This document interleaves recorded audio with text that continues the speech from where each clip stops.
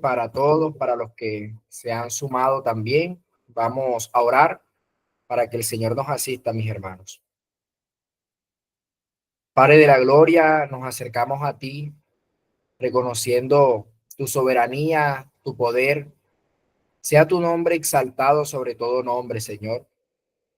Solamente somos pequeñas criaturas que queremos conocer más y más de nuestro Creador para poder adorarle correctamente, para poder entender mucho mejor esa obra gloriosa que ha sido aplicada en nosotros por su voluntad y no la nuestra. Padre, te exaltamos y te agradecemos también por lo que has hecho en nuestra vida. Te agradecemos por tu obra en nuestro ser. Y te pedimos, Señor, que en nuestro día a día nos ayudes a ser coherentes con esa salvación que nos ha sido dada en Cristo y aplicada a través del Espíritu Santo. Ayúdanos también en este espacio de formación. Ilumínanos, guíanos, Padre, y que todo lo que aprendamos en esta noche nos sirva solamente para decir una vez más cuán grande eres, Dios, cuán grande eres por tan preciosa salvación que nos ha sido dada. Exaltamos tu nombre, nos colocamos en tus manos, rogándote que nos guíes a través de tu Santo Espíritu, y te lo pedimos, Señor, en los méritos de Jesucristo, nuestro Salvador. Amén. Bueno, mis hermanos, recordemos que nos encontramos en el discipulado de soteriología, y espero que allí donde se encuentra pueda usted tener acceso a sus apuntes. Si yo le preguntara ahora qué es soteriología, pienso que cualquiera de los que ha asistido a las clases anteriores debe estar en la facultad de responder. ¿Qué es soteriología? Debiese usted responder de una manera sencilla: el estudio de la salvación. Y este estudio, hermanos, lo hemos dividido en 3 etapas y es importante que lo tenga presente. Estas 3 etapas son la salvación planeada, la salvación ejecutada y la salvación aplicada. Decíamos también que cada una de estas tiene como protagonista a cada una de las personas de la Trinidad. En la salvación planeada tenemos al Padre, quien soberanamente determina todas las cosas. Dentro de estas cosas está la salvación. Tenemos la salvación ejecutada, que es Cristo llevando a cabo eso que el Padre ha establecido y determinado. Y por último, la salvación aplicada, que es en la que nos encontramos en la última etapa, que tiene como protagonista al Espíritu Santo. El Espíritu Santo aplicando en nosotros, en el creyente, esa salvación planeada por Dios, ejecutada por Cristo y ahora aplicada por el Espíritu Santo. Entonces, nos encontramos en esta tercera etapa, la salvación aplicada. Y decíamos que en la teología, esta también se le conoce con un nombre bastante popular, bastante famoso, y que de hecho también hemos mencionado en nuestras escuelas de formación teológica. Y usted debería saber con qué otro nombre se conoce la salvación aplicada. Este es Ordo Salutis, que significa orden de la salvación. Y decíamos que el orden de la salvación lo llamamos así más que todo por un orden lógico más que cronológico. Lo estudiamos de esta manera más que todo con fines académicos para poder comprender mejor un poco cómo esa salvación es aplicada en nosotros a través del Espíritu Santo, los pasos, por decirlo de alguna manera. Ahora decíamos que estas etapas, mi hermano, debemos memorizarlas. Nos van a ayudar mucho en nuestra comprensión de la soteriología. De hecho, si se da cuenta, en las escuelas han surgido preguntas asociadas con el Ordo Salutis, y si nosotros tuviésemos una comprensión clara del mismo, estaríamos en la capacidad de poder entender un poco mejor esas cuestiones que a nuestra lógica humana les cuesta comprender. Usted tiene una tarea, mi hermano, Todos ustedes tienen una tarea y es memorizar el Ordo Salutis. No sé si lo recordaban. Y no sé si alguno de los presentes se anime a mencionar cuál es este orden de la salvación, cuál es el Ordo Salutis. Y procure no hacer trampa.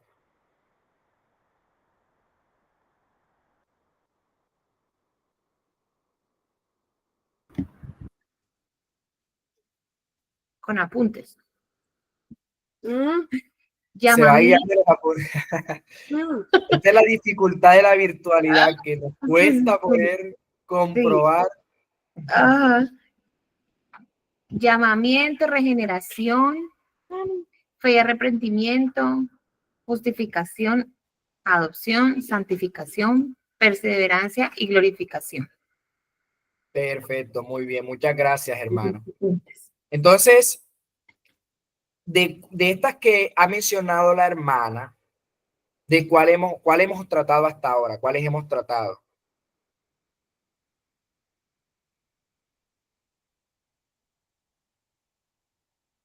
Sobre el llamamiento. Exactamente. Hasta ahora solamente hemos hablado del llamamiento, es decir, de lo primero. Ahora, ¿qué es el llamamiento? De una manera sintetizada, ¿cómo lo tiene usted? ¿Qué es el llamamiento? El llamamiento, hermanos, es la palabra de Dios, es el evangelio de salvación, es predicar la palabra y por ende es predicar a Cristo. Ese es el llamamiento. Ahora, decíamos en la clase pasada que este llamamiento puede tener dos resultados. Un llamamiento que no es eficaz o ineficaz, o puede producir un llamamiento eficaz o interno. En cuanto al primero, el llamamiento que no es eficaz, decíamos que no hay ningún cambio en el oyente. La persona escucha la palabra, escucha la predicación, escucha a Cristo en la cruz, pero no se produce un cambio en su interior. Mientras que en el segundo, el Espíritu Santo sí obra en el interior de la persona. El Espíritu Santo permite que la semilla del evangelio germine en el corazón de quien ha escuchado ese llamamiento. Ahora, cuando esto ocurre, a esto es a lo que se le conoce como regeneración. Bien, mis hermanos, eso es de lo que vamos a hablar hoy, de la segunda etapa del Ordo Salutis. Ya vimos llamamiento, ahora vamos a hablar de la regeneración. Sin embargo, quisiera que respondamos algunas preguntas antes de iniciar. Y espero también pues de su participación allí donde se encuentra. La primera pregunta que les decía, todos deben saber la respuesta, cualquiera debería saber la respuesta, es ¿qué es la soteriología? ¿Qué es la soteriología? ¿Qué respondería, hermano? El estudio de la salvación. Correcto, muy bien. Siguiente pregunta, ¿cuáles son las tres etapas de la salvación? ¿Cuáles son las tres etapas de la salvación? La salvación planeada, la salvación ejecutada y la salvación aplicada. Correcto, muy bien. Espero que estén respondiendo sin los apuntes porque son preguntas que ya deben estar en la capacidad de responder sin ayuda externa. Ahora, ¿qué significa Ordo Salutis? El orden de la salvación. Muy bien. Y de lo que vimos en la clase anterior, ¿qué es el llamamiento externo y qué es el llamamiento eficaz?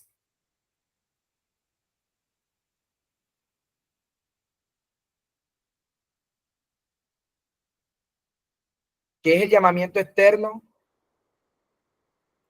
El llamamiento externo es exponer a la persona a la predicación del evangelio, pero esta predicación no genera ningún cambio en ella, o sea, el corazón no cambia, no hay regeneración.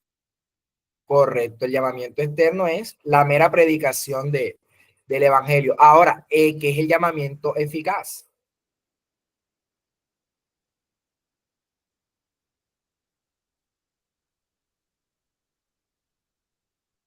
Es cuando Dios obra en el corazón de la persona y lo regenera y es capaz de aceptar las palabras que se le están predicando, el Evangelio de Cristo. Correcto. Ahora, y por último, ¿por qué no hay regeneración sin llamamiento?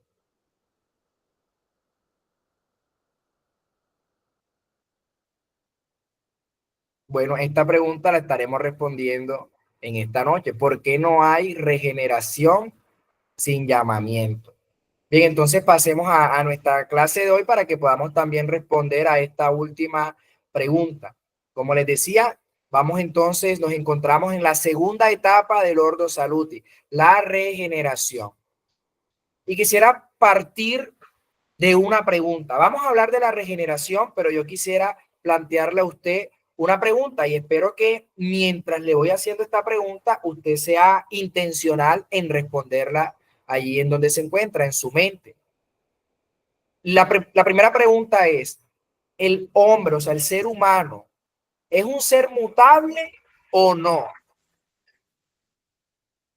¿El ser humano es un ser mutable o no? Si es mutable Sí, porque cambiamos. nosotros Exactamente. sí somos mutables porque nosotros no somos Dios. Totalmente. Sin duda, el hombre es un ser mutable, porque somos seres cambiantes. Si dijésemos que no, estaríamos diciendo que somos inmutables y sabemos que solamente Dios no cambia, solo Dios es inmutable. En cambio, el hombre sí es cambiante. Ahora, con esa respuesta en mente, ahora le hago una siguiente pregunta. ¿El hombre tiene la facultad de cambiarse a sí mismo o no? Piense bien su respuesta, hermano. El hombre tiene la facultad, No, ya sabemos que somos mutables, pero tiene la facultad de cambiarse a sí mismo o no. no, yo creo que no tiene que pasar por un proceso para poder cambiar y en ese proceso interviene Dios. Ok. Bueno, entonces le dije que pensara bien su respuesta, porque si nosotros decimos que el hombre no tiene facultad de cambiarse a sí mismo, si decimos no, el hombre no puede cambiarse a sí mismo en nada, podríamos caer en un error.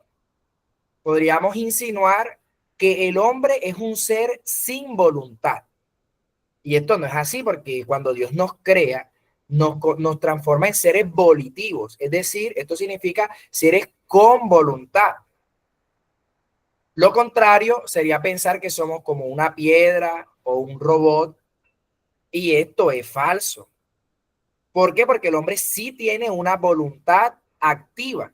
Y esta voluntad nos faculta a tomar decisiones. Nosotros podemos tomar decisiones reales en muchos aspectos de nuestra vida que nos podrían llevar a responder si yo tengo la facultad de cambiarme a mí mismo. O sea, por colocar un ejemplo práctico o ilustrado para que pueda entender a lo que me refiero. Un hombre puede dejar de fumar por su voluntad.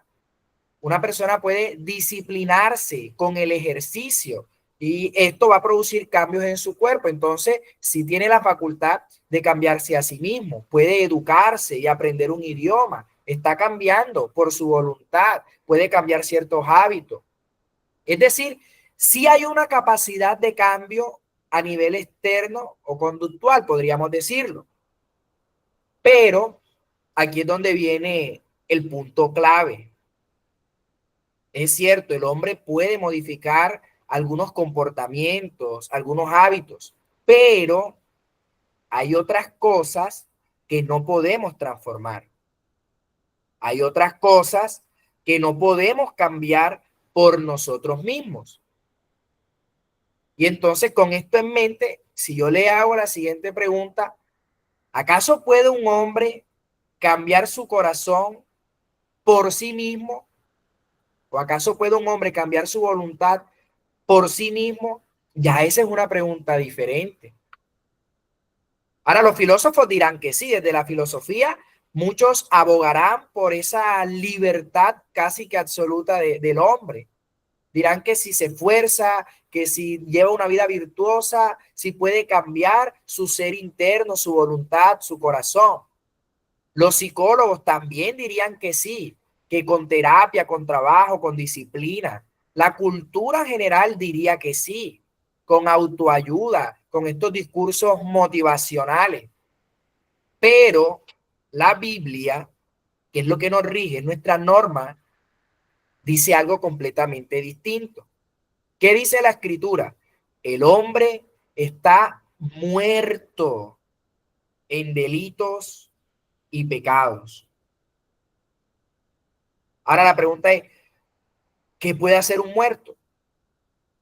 ¿Qué cosas puede hacer un muerto por sí mismo, por su voluntad? Nada. No puede hacer nada. Entonces, sí hay cosas que podemos cambiar, pero hay otras que no.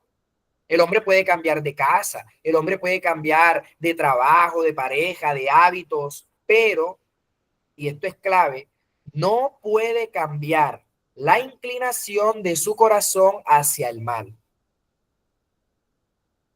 Hay una incapacidad total en el hombre. Esto es un principio que nos sirve de punto de partida en todo lo concerniente a la salvación y en concreto también en cuanto a la regeneración. El hombre no puede cambiar la inclinación de su corazón hacia el mal. O dicho de otra manera, el hombre no puede cambiar su voluntad inclinada al pecado, porque somos esclavos del pecado. Allí no tenemos libertad.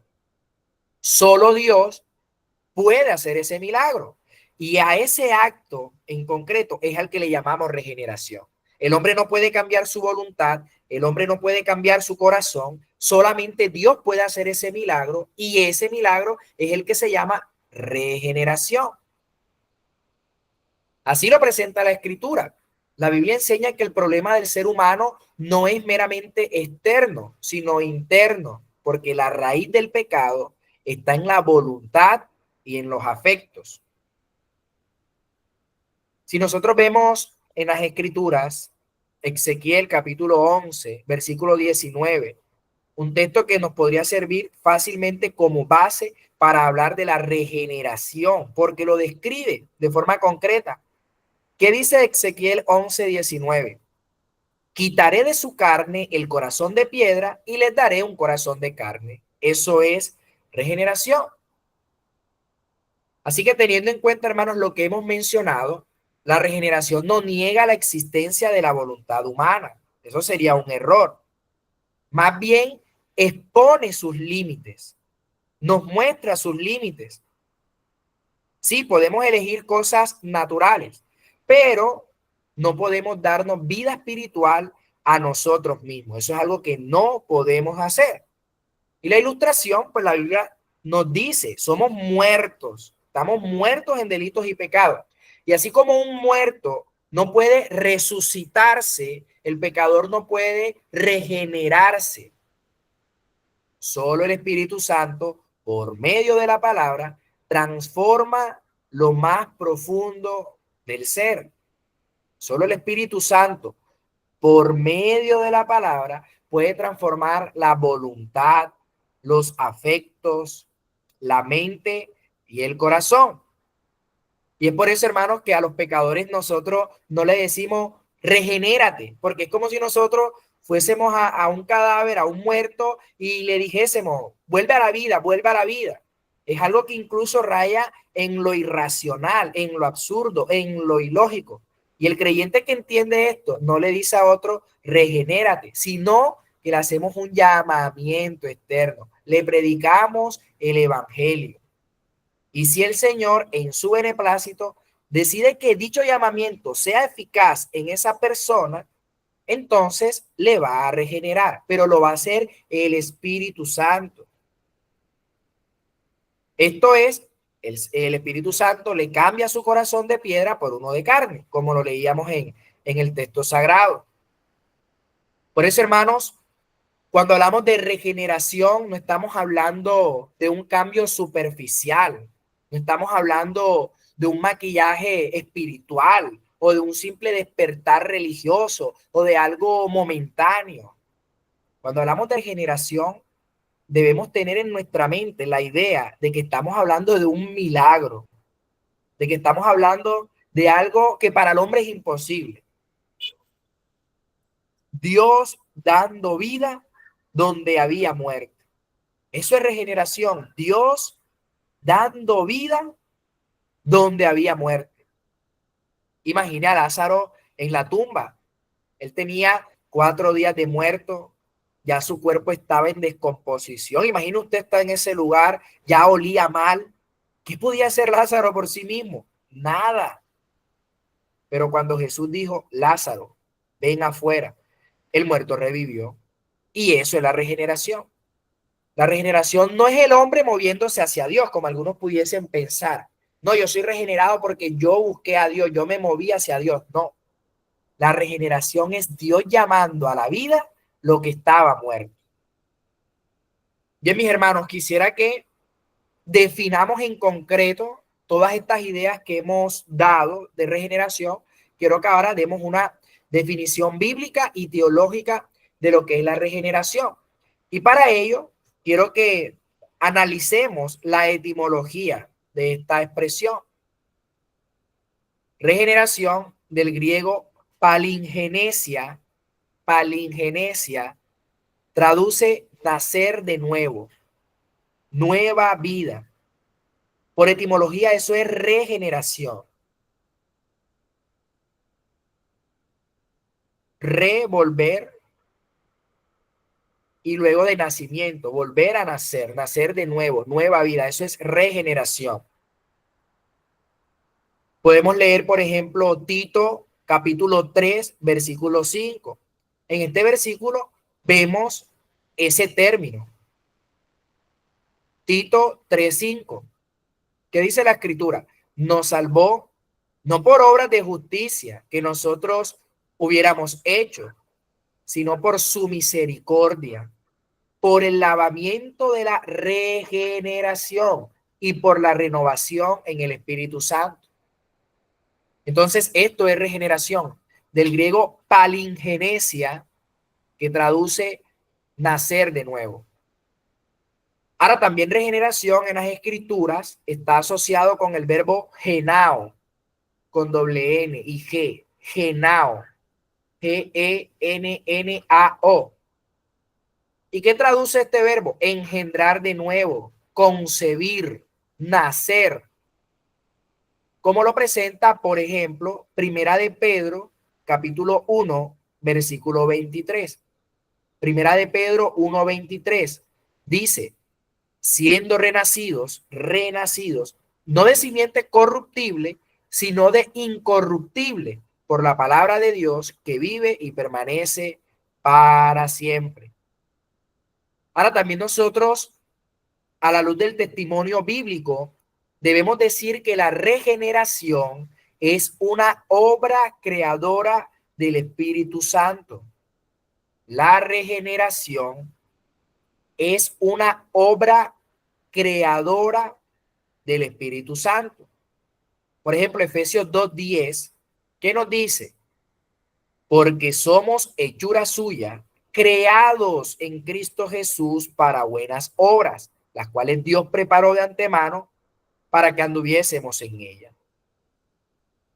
Ahora, hermano, una definición que en lo personal, en lo particular, a mí me gusta mucho cuando se habla de la regeneración, es la siguiente. La regeneración es un cambio radical en la disposición regente del alma. Y ojalá que de todo lo que estamos diciendo de la regeneración, si, por ejemplo, en la próxima clase se le pregunta ¿qué es la regeneración? Al menos pueda usted recordar esta definición. La regeneración es un cambio radical en la disposición regente del alma. Voy a colocárselas también allí en el chat para que pueda verla. Eso es regeneración. Un cambio radical en la disposición regente del alma. Y podemos complementar esta definición con lo siguiente. La regeneración es el resultado del llamamiento eficaz. Y aquí es donde respondemos a la pregunta que le hice al inicio, la que no pudimos responder.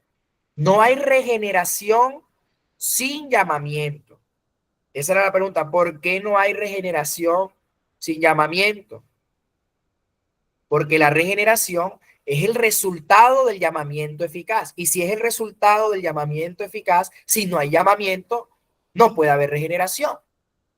Es el resultado del llamamiento eficaz. Y más adelante, pues también vamos a complementar esta idea. Ahora, algo importante que también debemos decir en cuanto a la regeneración, hermanos, es que la regeneración es un acto instantáneo de Dios en el cual implanta vida espiritual en el pecador muerto. Pero aquí la palabra clave está en instantáneo.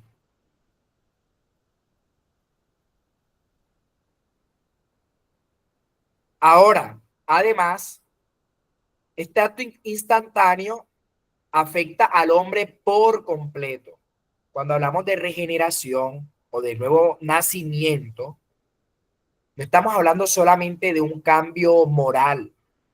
No estamos hablando solamente, no debemos pensar que un corazón nuevo tiene que ver solamente con lo moral o una nueva voluntad tiene que ver solamente con lo moral. No, afecta al hombre por completo. Nuestro intelecto, es decir, nuestros pensamientos, cambia también. Nuestro aspecto emocional, sentimental también cambia.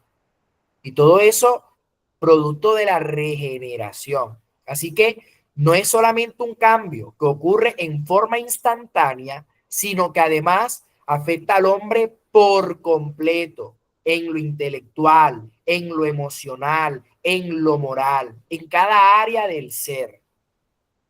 Ahora, por ser un cambio que ocurre en forma instantánea, hay al menos 3 implicaciones.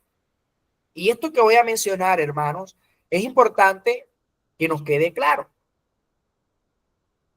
Por ser un cambio instantáneo, implica 3 cosas. Primero, no es un trabajo que esté por grados. La regeneración no es algo gradual, no es un trabajo que esté por grados. Es decir, no existe una etapa intermedia entre vida y muerte. Es instantáneo. Estás muerto, Dios te da vida. Ahora, una segunda implicación, con base en lo último que mencioné, el hombre no colabora con este acto. De hecho, es imperceptible al hombre. La regeneración es algo imperceptible a nosotros. No colaboramos con este acto y es imperceptible a nosotros, porque es Dios obrando en lo intangible del ser, en lo abstracto, en nuestro interior, en nuestra voluntad. No podemos ver nuestra voluntad. Y por eso lo tercero es que ocurre en la vida subconsciente. Ocurre en la vida subconsciente. El hombre solamente percibe los efectos de la regeneración. Por eso es que concluimos que una persona ha sido regenerada, porque la regeneración pues va a producir efectos. Una ilustración bastante popular para ejemplificar esto es la fiebre.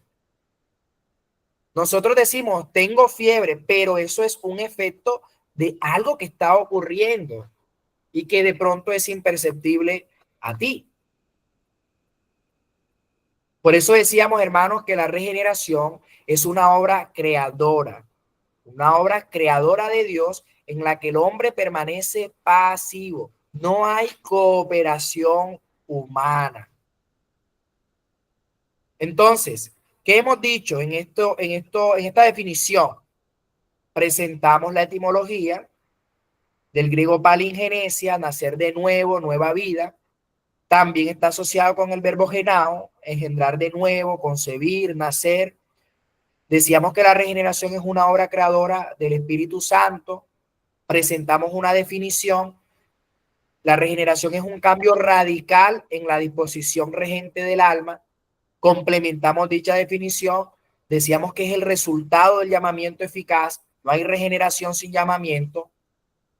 Insistíamos en que es un acto instantáneo, y que esto implica tres cosas: que no es un trabajo gradual, que el hombre no colabora con este acto porque es imperceptible a él, y que ocurre en la vida subconsciente y que solo percibimos los efectos. Así que podríamos concluir y presentar otra definición. La regeneración es la obra soberana y creadora del Espíritu Santo por la cual Dios da vida espiritual al pecador muerto. Voy a colocarles también esta definición que de pronto recoge las ideas de lo que hemos explicado. La regeneración es la obra soberana y creadora del Espíritu Santo por la cual Dios da vida espiritual al pecador muerto, capacitándolo para responder con fe y arrepentimiento al Evangelio, que si lo nota, esa es la siguiente etapa del Ordo Salutis.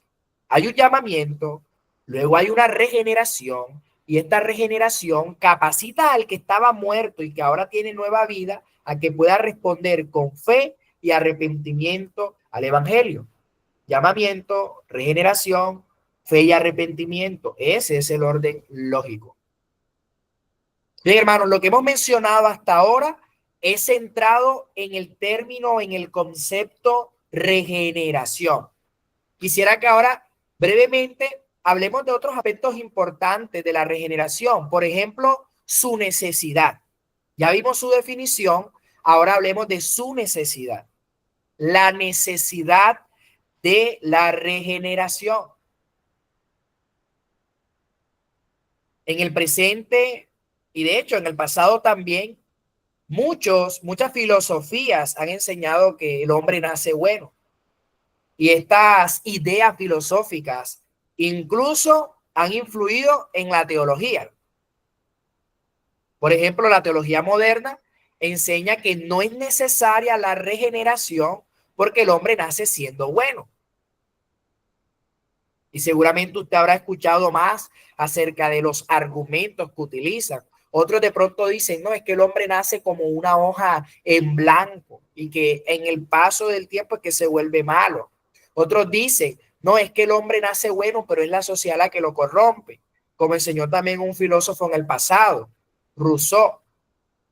Pero hermanos, ¿nace el hombre siendo bueno a la luz del testimonio bíblico? ¿Nace el hombre siendo bueno? Todos debiésemos responder, no. La Biblia habla claramente de la condición del hombre. Y son demasiados versículos los que dejan claro esa condición. Por ejemplo, Efesios capítulo 2, versículo 1, que ya lo hemos citado. ¿Qué dice la Escritura en Efesios 2, versículo 1? Y Él os dio vida a vosotros cuando estabais muertos en vuestros delitos y pecados. O Juan capítulo 3, versículo 3. Respondió Jesús y le dijo, de cierto te digo que el que no naciere de nuevo no puede ver el reino de Dios. Ahora, ¿por qué mencionamos esto, hermano? Recuerde, estoy hablando de la necesidad de la regeneración. El hombre natural está muerto en delitos y pecados, como vimos en el primer texto. Y ahora en el segundo texto entendemos también que no puede ver ni entrar al reino de Dios sin nacer de nuevo. Así que mientras la teología liberal dice el hombre es bueno por naturaleza, la Biblia dice no hay justo ni aún uno. Romanos 3:10. Si lo vemos desde un enfoque moral, el hombre caído no tiene potencia o potencialidad o capacidad para el bien espiritual. Necesita una intervención externa. Así como el muerto no puede darse vida a sí mismo, a menos que obre un milagro, de igual manera ocurre con nosotros en un sentido espiritual. Entonces, hermanos, ¿por qué necesitamos la regeneración? ¿Por qué necesitamos la regeneración? Ojalá que usted mismo pueda allí en sus apuntes responder a esta pregunta después de lo que hemos mencionado. ¿Por qué necesitamos la regeneración? Para responder, recuerde primero nuestra condición y recuerde también, segundo, nuestra incapacidad. Por eso necesitamos la regeneración. Un muerto por sí mismo no puede volver a la vida. Y con esto en mente, entonces, hablemos de lo tercero. El agente de la regeneración. El agente de la regeneración. Y creo que con lo que hemos presentado hasta ahora, mis hermanos, queda claro cuál no es el agente de la regeneración. Y antes de que yo se lo diga, escríbalo también en el cuaderno. ¿Cuál no es el agente de la regeneración? Y claramente el agente de la regeneración no es el hombre, no es el ser humano, no es la voluntad, no son las obras. Ahora, ¿cuál sí es el agente de la regeneración? El Espíritu Santo. Recuerde que el Ordo Salutis tiene como protagonista a la tercera persona de la Trinidad. Somos regenerados porque el Espíritu Santo obra en nuestro ser. El agente de la regeneración es el Espíritu Santo. Es Él quien en forma directa obra en el corazón del hombre pecador y lo transforma. Es el Espíritu Santo quien en forma directa obra en el corazón del hombre pecador y lo transforma. Recuerde el versículo que leíamos, Ezequiel, capítulo 11, versículo 19, dice: y les daré un corazón nuevo y un espíritu nuevo pondré dentro de ellos y quitaré el corazón de piedra de en medio de su carne y les daré un corazón de carne.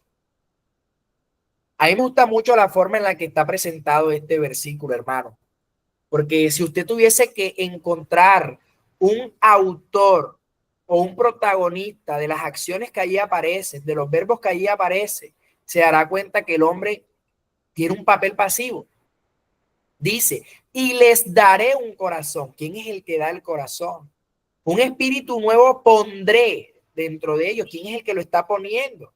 Quitaré el corazón de piedra de en medio de su carne. No dice se quitarán el corazón de piedra, sino quitaré el corazón de piedra. Les daré un corazón de carne. Y hay más versículos, mi hermano, que nos muestran este perfecto monergismo en la regeneración. Juan 1:13, Hechos 16:14, Filipenses 2:13, en fin. El punto es que en cuanto a la gente de la regeneración, el hombre permanece pasivo en este acto, el Espíritu Santo permanece activo. El hombre permanece pasivo en este acto. Aunque debemos decir que después percibe sus efectos. Aunque somos pasivos en la regeneración, luego de que el Espíritu Santo obra en nuestro ser, vamos a percibir esos efectos de la regeneración, como el calor percibiendo la fiebre. Así que, hermanos, agente de la regeneración, el Espíritu Santo. Bien, hemos visto hasta ahora la definición bíblica y teológica, hemos visto la necesidad de la regeneración, hemos visto el agente de la regeneración. Veamos ahora la relación con el llamamiento eficaz. Recuerde que todas estas etapas, todos estos pasos del Ordo Salutis están interconectados. No podríamos separarlos. De hecho, hablamos de un orden lógico, en cada una de estas etapas. Así que la regeneración es posible o se realiza por medio de la palabra de Dios. aquí es donde está la relación con el llamamiento eficaz y aquí es donde también tendremos más herramientas para responder a la pregunta que hacíamos al inicio. Recuerde, hermano, sin llamamiento, si no hay llamamiento, es decir, sin predicación de la palabra, no puede haber regeneración. Para que una persona pueda nacer de nuevo, para que una persona pueda ser regenerada o ser salva, necesita someter sus oídos al evangelio de Cristo. Nuevamente, no puede haber regeneración si antes no hay llamamiento. Es como que la persona se va a regenerar por arte de magia. No, porque a Dios le agradó salvar a los creyentes por la locura de la predicación. No puede haber regeneración si antes no hay llamamiento. Esta es la relación directa, la estrecha relación que hay entre el llamamiento eficaz y la regeneración. Téngalo en mente, hermano. No puede haber regeneración si antes no hay llamamiento.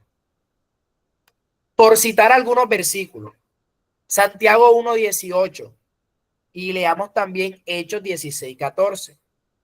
Santiago 1:18 dice, Él de su voluntad nos hizo nacer por la palabra de verdad, llamamiento, por la palabra de verdad, para que seamos primicias de sus criaturas.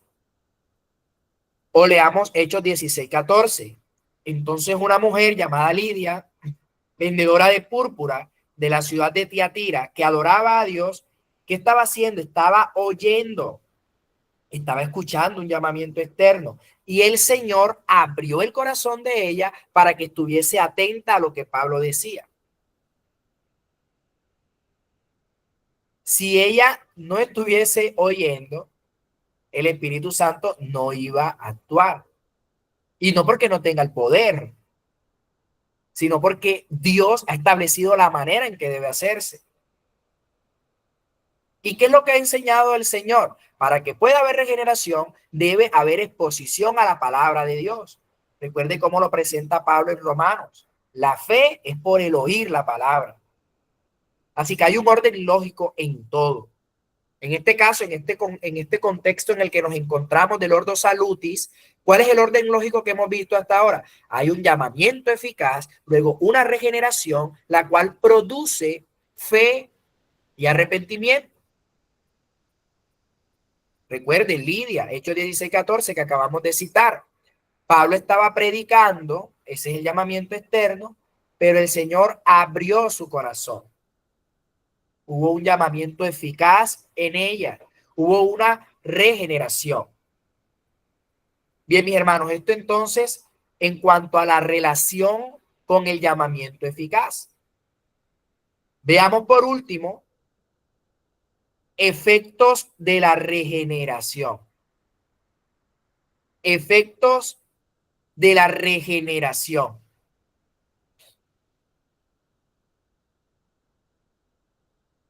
Y mencionemos en primera instancia que hay una nueva disposición de agradar a Dios. Ese sería un primer efecto. Nueva disposición de agradar a Dios. Cuando la persona es regenerada, cuando es transformada, ahora su disposición en lo concerniente a los asuntos espirituales va a ser distinta. Ahora va a querer actuar de una manera que agrade al Creador. Y por eso otro efecto de la regeneración es un cambio en el intelecto. Recuerde que la regeneración transforma no solo lo moral, transforma cada área del ser. Hay un cambio en el intelecto, hay una nueva luz para ver a Cristo.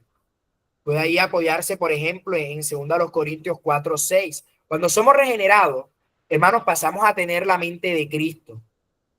Ya no, nuestra cosmovisión no va a ser la misma. Hay un cambio en nuestra manera de pensar. Cosas que antes de pronto nos parecían bien o que habíamos normalizado, una vez que somos regenerados, eso cambia.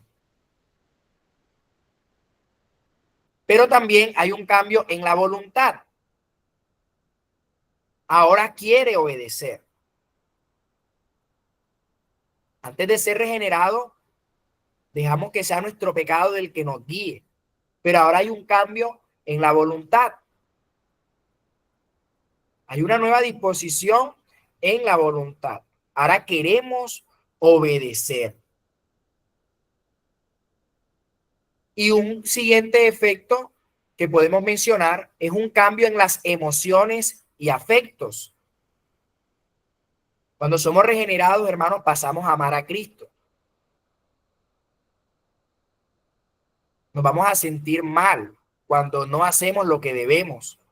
Antes de ser regenerados, si cometemos pecado, es como si no pasara nada. Pero cuando somos regenerados, ahora eso cambia. Ahora, otro de los efectos de la regeneración, y seguramente pudiese mencionar más, otro de los efectos de la regeneración es la fe y el arrepentimiento.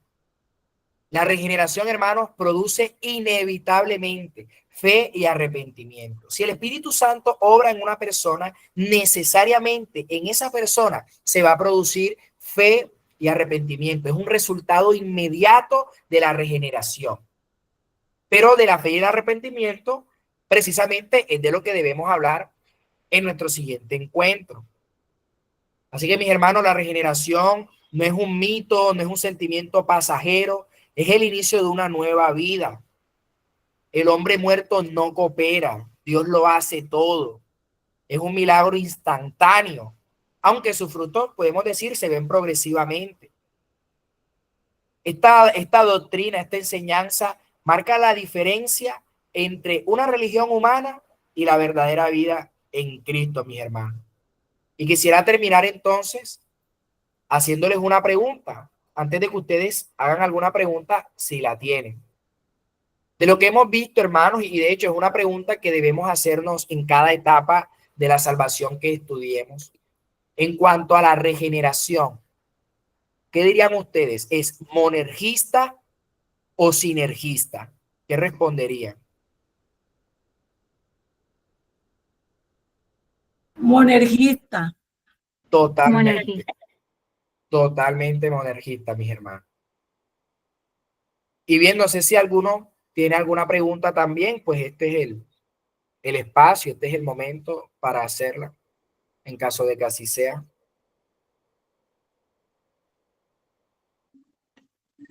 Hola, sí, yo tengo una pregunta. Antes tú comentabas que esta regeneración era algo instantáneo. Eh, Estaba entonces pensando qué pasa, o sea, con las personas que son expuestas al evangelio una y otra y otra y otra vez y por lo menos tienen un cambio, se les ve un cambio ya una de las últimas veces, o sea, por ejemplo, una persona que le ha estado predicando el evangelio durante toda su vida, pero después de 10 años ya él decide que ahora es tiempo y pues comienza a caminar con Cristo. Los primeros 10 años, esa predicación no sirvió para nada, eran ineficaces en él, solamente la última vez, o sea, hay hay una predicación, una específica que sea la que Dios destinó para que fuera la eficaz. Nosotros debemos estar predicando el evangelio constantemente o si una persona no responde al primer llamado de la predicación que se le haga, ya podemos decir que esa persona, o sea, ya Dios no la eligió. Muy buena pregunta, hermana, porque de hecho algunos pudiesen pensar erróneamente, no, ya esa persona se le ha predicado varias veces y esa persona no va a cambiar porque ya incluso puede que la persona hasta lo comprenda y pueda explicarlo hasta mejor que un creyente en qué consiste el evangelio, la muerte de Cristo. Puede que teóricamente lo comprenda, pero que no haya ocurrido un llamamiento eficaz en él. ¿Qué entendemos nosotros a la luz de las escrituras? Por un lado, como lo enseña el evangelio de Juan, el Espíritu Santo obra como quiere, cuando quiere, donde quiere. Él obra de formas misteriosas que a nosotros nos cuesta entender, pero no significa que no esté obrando, o sea, pero Él lo hace en el momento en el que Él desea. Ahora también Pablo, en sus cartas, ¿qué enseñaba Pablo en cuanto al evangelio? Él enseñaba, nosotros somos encargados de sembrar la semilla, o como quien diría nosotros en lo que hemos aprendido, en hacer el llamamiento, pero el resultado lo da el Señor. Siempre Pablo hacía ese énfasis. Sembramos, pero Dios es quien produce el fruto. Sembramos, pero Dios es quien produce el fruto. Y en lo que hemos visto nosotros sería decir, tenemos que predicar, hacer el llamamiento, tenemos que predicar, hacer el llamamiento y esperar que el Espíritu Santo obre soberanamente en quien Él quiere y como Él quiere. Puede que de pronto una persona, como los ejemplos que usted mencionaba, en algún momento haya escuchado del evangelio y en ese momento no hubo una regeneración, pero puede que en otro momento distinto esta persona nuevamente haya escuchado el evangelio y que esta vez se haya ocurrido un llamamiento eficaz en él. Si alguien hace la pregunta, ¿qué hubo de diferente entre el primer llamamiento y el segundo llamamiento? ¿Por qué el primero no fue eficaz y por qué el que se hizo años después sí fue eficaz? La respuesta no se centra en la forma en que se le predicó el evangelio. La respuesta no se centra en quién fue la persona que le predicó el evangelio o la elocuencia que utilizó o su poder de convencimiento. No, la respuesta es el Espíritu Santo hizo que en ese momento esa persona fuese transformada. Es lo que nosotros debiésemos decir. Es la voluntad, o sea, la respuesta a esa pregunta se encuentra en la voluntad de Dios. Porque si de hecho decimos que la regeneración es monergista, en donde el hombre se mantiene pasivo y es un acto absolutamente de Dios, de su voluntad, allí mismo está la respuesta. Cuando Dios quiere, como Él quiere, y de las maneras más misteriosas posibles también. Ok, o sea que como para redondear, a ver si entendí bien, esa característica de que sea instantánea no va relacionada al número de veces que se predica, sino a que cuando Dios lo determina así, esa regeneración es instantánea, no importa si la predicación fue la primera vez que la escucha o la vez número 100 que le predicaron de Cristo. O sea, no quiere decir el orden cronológico, sino que ya cuando Dios lo decreta es instantáneo. Así es. Exactamente. Cuando decimos que es instantánea es porque en los otros casos no hubo regeneración. O sea, cuando hubo un llamamiento, pero en la persona realmente no hubo un cambio, no hubo regeneración. Entonces ahí no podríamos hablar de si es o no es instantáneo. En cambio, cuando Dios sí decide operar en el corazón de la persona, ese cambio, esa transformación, allí sí es instantánea, pero es una única vez. No es como que vuelves a nacer varias veces, no, naces una sola vez de nuevo y a partir de allí, ahí sí vienen efectos, por decirlo de alguna manera.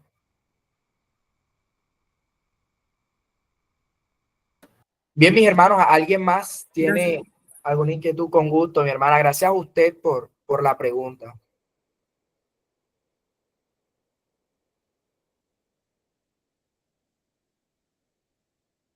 Bien, entonces, vamos a orar, mis hermanos. Vamos a orar para agradecer a Dios por este tiempo y recuerde que tenemos una tarea, aprendernos el Ordo Saluti. Es más, se lo voy a estar preguntando también el domingo en la iglesia, que ahí ya no va a tener los apuntes. Ya sabe, el domingo vamos a estar preguntando también por el Ordo Saluti para que vaya preparado. Vamos a orar, mis hermanos. Padre de la gloria, cada vez que somos expuestos, Señor, a tu palabra, no nos queda sino reconocer tu grandeza, tu gloria. Porque, Padre, no hay nada en nosotros, absolutamente nada, que nos haga merecedores de tan preciosa salvación. Y por eso, Señor, en esta hora te alabamos, te exaltamos y te agradecemos, Señor.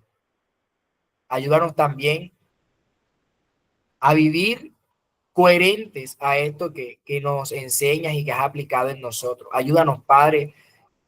Definitivamente sin tu asistencia no podríamos, Dios.